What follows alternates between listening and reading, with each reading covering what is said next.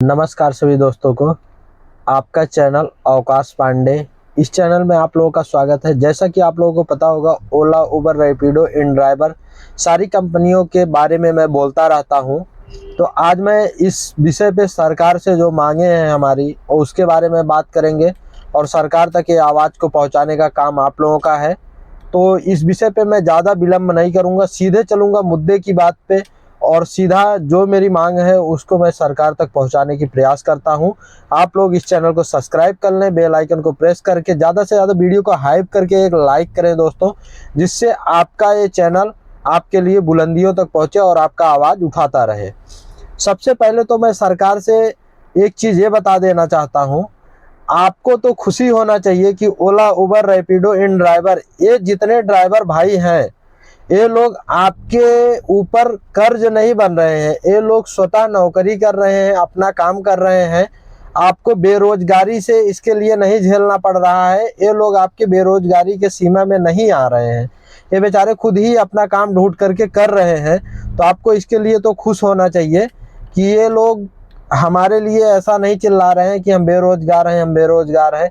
हम लोग अपनी नौकरी खुद ही खोज लिए हैं। हम लोग अपना कार ले लिए हैं, किसी तरीके से अपने रिलेटिव से पैसा ले करके, कहीं से उधार ले करके, कर्जा ले करके, लोन ले करके, अपनी गाड़ियां ले करके हम लोग सोचे कि हमारी नौकरी एक फिक्स हो जाएगी, हम लोग अपना काम करेंगे, अपना बिजनेस करेंगे और हमको सरकार के ऊपर कर्ज बन के, बोझ बन के नहीं रहना पड़ेगा। और सरकार को ये चीज कभी मजबूर नहीं होना पड़ेगा कि इतने लोग बेरोजगार पड़े हैं। हम लोगों का ये रोजगार है, हम लोगों को खुशी है, इसमें कोई दिक्कत नहीं है। लेकिन पर आपको एक चीज सोचना चाहिए कि क्या जो हमारा भाड़ा है हमको मिल रहा है? ओला, उबर कंपनियों में जो आपकी आरटीओ किराया निर्धारित की है, हम लोगों तक पहुंच रहा है? इसको भी देखने का काम किसका होना चाहिए? ये तो हम लोगों को बोलने का अवसर ही नहीं देना चाहिए। सरकार को खुद ही कंपनियों पे ध्यान देना चाहिए और एक उन पे प्रॉपर हर सिटी का किराया निर्धारित करनी चाहिए आरटीओ को। वो किराया ना मिलने पे, ड्राइवर को अगर वो किराया नहीं मिलता है तो कंपनी के ऊपर एक कड़क जुर्माना लगाना चाहिए और कंपनी को एक कड़क दंड देना चाहिए। जिस तरीके से एक ड्राइवर को दंड मिलता है, कंपनी बिना पूछे ही, उबर कंपनी कुछ इस प्रकार से है कि अगर हम लोग कस्टमर के साथ कोई भी गलत ना करें, फिर भी अगर उबर कंपनी हमारी आईडी को देखती है तो क्या करती है, अगर कोई कस्टमर कंप्लेन कर देता है तो एक भी बार हमको कुछ पता ही नहीं रहता है कि क्या है, और बिना हम दोषी साबित हुए ही हमारे आईडी को ब्लॉक कर देती है। ये कहाँ का कानून है? हमारे भारत में तो ऐसा है कि जब तक किसी कड़क, कोई भी दोषी हो, जब तक उसका कड़क ठोस सबूत नहीं मिल जाता है तब तक उसको दोषी नहीं साबित किया जाता है।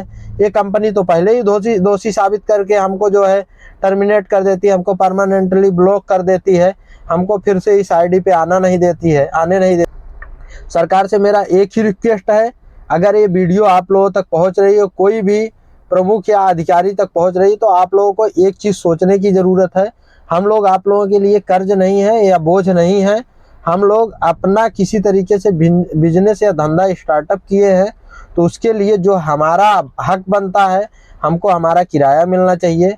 और आप लोगों को खुद ही सोचना चाहिए कि बेरोजगारी के हिस्से में ये लोग नहीं आ रहे हैं, कितना मेहनत कर रहे हैं और क्या क्या काम करके ये लोग अपने किस प्रकार से गाड़ी लिए हैं, पर इस पे सरकार भी ध्यान नहीं दे रही है। और आज मैं ये भी बता दूं, एक युवा नागरिक होने के नाते सरकार से एक मेरी विनती है कि जो भी सरकार हम ड्राइवरों का आवाज़ संसद में उठाती है, हमारे सूरत के लिए, और सूरत के लिए नहीं, हर ड्राइवर के लिए, पूरा माने दिल्ली, मुंबई, अहमदाबाद, सूरत और जहाँ जहाँ पे, लखनऊ, जहाँ जहाँ पे है, हर जगह का सबको किराया देने के लिए जो सरकार हमारे लिए आवाज़ उठाती है, हम उसको ही वोटिंग करेंगे इस बार। सीधी सीधी बात है। एक शब्दों में मैं बताना चाहता हूँ, अगर हमारे लिए आवाज़ नहीं उठा सकते हो, हम लोग अपने दिल की बात कहीं पे रख नहीं सकते हैं, हमारी बातें किसी को नहीं समझ में आ रही है, हम अपना हक मांग रहे हैं, हमको हमारा हक नहीं मिल रहा है, तो हम भाई या तो वोटिंग ही नहीं करने जाएंगे या तो नोटा पे बटन दबा के आएंगे। हमारे जितने भी ड्राइवर भाई हैं ऑटोमेटिक ये चीज़ समझते हैं और सब लोगों को पता भी है, और हम लोगों ने अच्छे से सरकार का साथ भी देते हैं और हम लोग देते भी रहेंगे। पर हमारा साथ खुद ही नहीं सरकार देती है, तो हम लोग क्या करें? हम लोगों के बारे में कभी सोचती है कि ये लोग तो बेरोजगारी में हिस्सा ले नहीं रहे हैं, ये लोग तो किसी तरीके से अपना स्टार्टअप किए हैं, कहाँ से पैसा ले आए हैं, किस तरीके से कर रहे हैं। लेकिन नहीं, हमारा एक भी नहीं सुना जाता। हम लोग सिर्फ चूतिया बनाए जाते हैं कंपनी के द्वारा। अभी हमारी स्ट्राइक हुई थी, उसमें हमसे उबर और रैपिडो कंपनी, दो कंपनी हमसे मोहलत मांगी 1 महीने का। जैसे कि उबर कंपनी ने 1 महीने का मोहलत मांगा और रैपिडो कंपनी ने 7 दिन का। 7 दिन पूरा हो गया है। रही बात ओला की, तो ओला झुकने को तैयार नहीं हुई। क्या भाई, हम तुमसे ओला से ही मैं पूछने का वो कर रहा हूँ, ओला कंपनी से ही, क्या आपके प्लेटफॉर्म पे हम लोग काम नहीं करते हैं? क्या जो चीज़ हम लोगों का मांग था वो जायज नहीं था? हमारा मांग क्या था कि एक बार में एक ड्राइवर के पास राइड बजे कम से कम 15 सेकंड तक, 15 सेकंड तक एक ड्राइवर के पास राइड बजे, या 10 सेकंड तक ही बजे, उसमें कम से कम ड्राइवर देख तो सके कि कहाँ की राइड है। उसको उठाने में पहले समझना पड़ता है।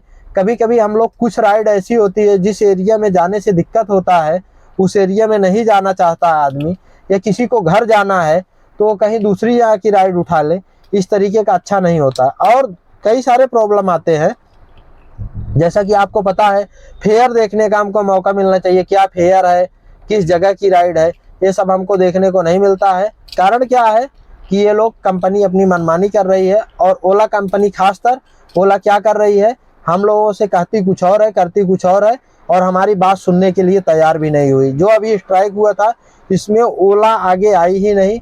उबर और रैपिडो ने फिर भी बोला कि भाई ठीक है, जो भी ये करते हैं, किया या नहीं किया, लेकिन उसने आश्वासन दिया और अभी तक जो है देता आ रहा है। लेकिन ओला तो सीधा हाथ खड़ा कर देती है। दूसरी चीज, न इनका कोई कस्टमर केयर है, न इनका हमारे शहर में कोई ऑफिस है। हमको ओला, उबर, रैपिडो जो भी हमारे शहर में चल रही हैं, सरकार से एक ही मांग है, हर कंपनी का ऑफिस होना जरूरी है, जहाँ पे हमारे साथ कोई फ्रॉड होता है या कोई दिक्कत होता है, हम जाकर अपने ऑफिस पे बोल सके। ये सारी हमारी छोटी छोटी मांगे हैं। अगर आप लोगों से हो सकता है, संसद में बात उठाइए और हमारे इन मांगों को पूरा कराइए। और हम आशा करते हैं कि अगर हमारे ये जो मांगे हैं, अगर इसको पूरा कराते हैं, तो हमारे ड्राइवर भाई आप लोगों को भी फुल सपोर्ट करेंगे। आप अगर अपने जनता को सपोर्ट कर रहे हैं तो जनता आपको भी सपोर्ट करेगी। तो कुछ इस तरीके से छोटे छोटे हमारे प्रॉब्लम है, इस प्रॉब्लम को सॉल्व करने का जल्द से जल्द आप लोग कृपा करें और ओला उबर कंपनी को एक झटका देने की कृपा करें। क्योंकि ये ड्राइवरों के साथ इस तरीके से मनमानी कर रहे हैं, इस तरीके का मनमानी कोई भी नहीं करता है। उन लोगों का मनमानी ऐसा है कि अगर कस्टमर जो है कंप्लेन करता है, कोई भी कंप्लेन कर देता है, तो उबर कंपनी हमारा सुनता नहीं है। डायरेक्ट हमको जो है मुजरिम साबित करके वो हमारी आईडी को ब्लॉक कर देते हैं, हम लोगों के खिलाफ कंप्लेन दर्ज कर लेते हैं, और कहीं ना कहीं हमारे साथ अन्याय होते सहते देखते रहते हैं। बाकी आप लोगों का क्या राय है? सारे ड्राइवर भाइयों कमेंट करके जरूर बताएं। इस बार अगर हमारे बारे में कोई नहीं सुनता है तो सरकार का भी हम लोग नहीं सुनेंगे, और इस तरीके से नहीं होगा भाई। हम लोग भी आम नागरिक हैं, हम लोगों का एक एक वोट का अधिकार है और एक एक वोट का बहुत महत्व होता है। हम लोग भी वोटिंग विपक्ष पार्टी में करेंगे, या हम लोग नोटा पे वोट दबा के आएंगे कि हमको कोई पसंद ही नहीं है। जब हमारे लिए कोई बोलने वाला नहीं है तो हम लोग क्यों ही किसी को वोटिंग करें? तो बाकी आप लोग समझदार हो। मिलते हैं किसी नेक्स्ट वीडियो, किसी नेक्स्ट टॉपिक के साथ। तब तक के लिए जय हिंद। इसी तरीके से ड्राइवर भाइयों का आवाज उठाते हुए आप लोग इस चैनल को जरूर से जरूर सब्सक्राइब करें। तब तक के लिए जय हिंद, जय भारत, वंदे मातरम। सभी भाइयों से राधे राधे।